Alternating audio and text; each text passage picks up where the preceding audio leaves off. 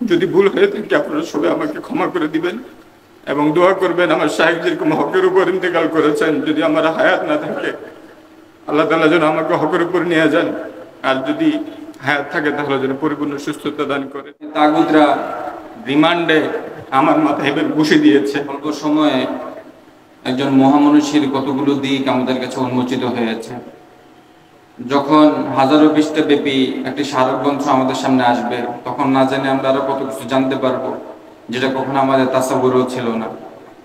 তো আমরা স্মারক গ্রন্থ যেহেতু উদ্দেশ্য আজকের আয়োজন, সবাই সবার জায়গা থেকে অবশ্যই সহযোগিতা করব, দোয়া করব আল্লাহ তাআলা যেন স্মারক গ্রন্থটি সুন্দরভাবে আমাদের সামনে উপস্থাপন হয়, আন্তর্জাতিক মানের একটি স্মারক গ্রন্থ হয়। কারণ হযরত এত বড় মাপের আলেম ছিলেন, মুহাদ্দিস ছিলেন, ভালো হাফেজ ছিলেন, লেখক ছিলেন, কবি ছিলেন, সাহিত্যিক ছিলেন এবং তাজকিয়ার লাইনেও বড় সাধক ছিলেন। ইবাদত, বন্দেগী, মুআমালাত, মুআশারাত, কোন বিষয়টি হযরতের নিয়ে আলোচনা করব, এই অল্প 1 মিনিট 2 মিনিট সময় কি আলোচনা করা সম্ভব? কখনোই সম্ভব না।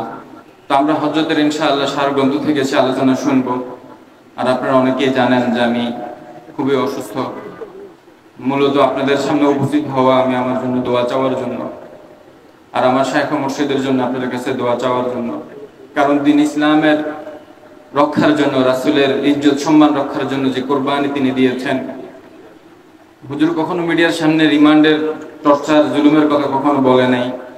কিন্তু এক পর্যায়ে শেষ সময় যখন আমরা যদি একদম কাছে ছিলাম, একদম অনেক মহব্বত স্নেহ করতেন হুজুর, বলতেছিলেন যে জালেমে তাগুতরা রিমান্ডে আমার মাথায় এবার বসে দিয়েছে। ওরা রিমান্ডে এমন কোনো নির্যাতন নাই যা ওনার উপর করেন নাই, কিন্তু মানুষের সামনে এই জন্য বলেন নাই, ওনার ধারণা যে বললে যদি আমার নেকি কমে যায়। রিমান্ড, কষ্ট সহ্য এগুলো তো আল্লাহর জন্য। তো যিনি দিন ইসলামের জন্য এত কোরবানি করেছেন, আজকে যদি হযরত জীবিত থাকতেন, হয়তো আমরা আলেম ওলামা এবং দিনদাররাই সবচেয়ে বেশি, সব ধরনের সহযোগিতা, সাপোর্ট আমাদেরই বেশি থাকতো।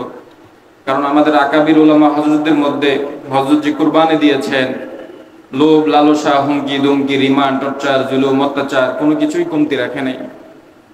একদিন আমি আর হযরত হুজুরের বাসায় ছিলাম, সেখানে একটা বড় গোয়েন্দা সংস্থা থেকে অনেক টাকার নিয়ে এসেছে অবরোকন দেওয়ার জন্য। তো ওরা আমরা হঠাৎ জিজ্ঞেস করলো যে গিফটের আরবি কি? তো আমি বললাম হাদিয়া। তোরা হুজুরের কাছে বলেছে হুজুর হাদিয়া নেওয়া তো সুন্নত, হুজুরকে নসিহত করতেছে। হুজুর বললেন যে হাদিয়া নেওয়া সুন্নত, তবে আমি এটা হাদিয়া না, এটা আমি নিব না।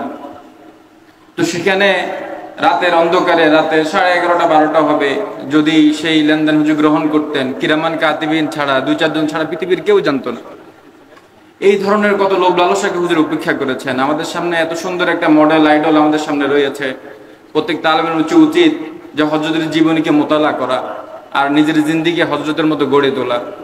হযরতের মধ্যে এমন কোনো কিছুর কমতি ছিল না যেটা তালেবেরা চায় না।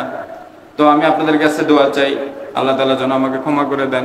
দীর্ঘ সময় হাঁটাচলিত থাকার কারণে আপনাদের অনেকের সাথে উঠা বসা ছিল। আমি ছোট মানুষ, চেষ্টা করেছি আপনাদের সাথে সবসময় ভালো ব্যবহার করতে।